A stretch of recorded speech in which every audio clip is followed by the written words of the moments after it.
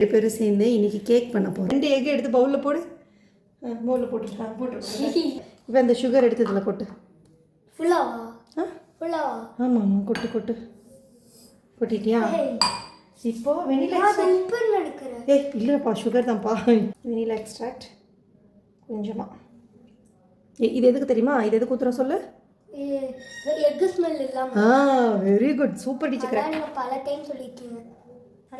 இப்போ நம்ம என்ன பண்ண போகிறோம்? இந்த இதை வந்து பீட் பண்ண போகிறோம். இரு இது நான் பண்ணுறேன்.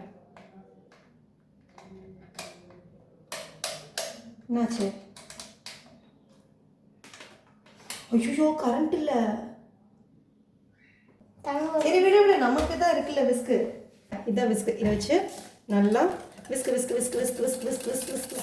கலக் பண்ண முடியாதுன்ட்டு இதில் பண்ணிட்டு இருக்கேன். சரி ஓகே.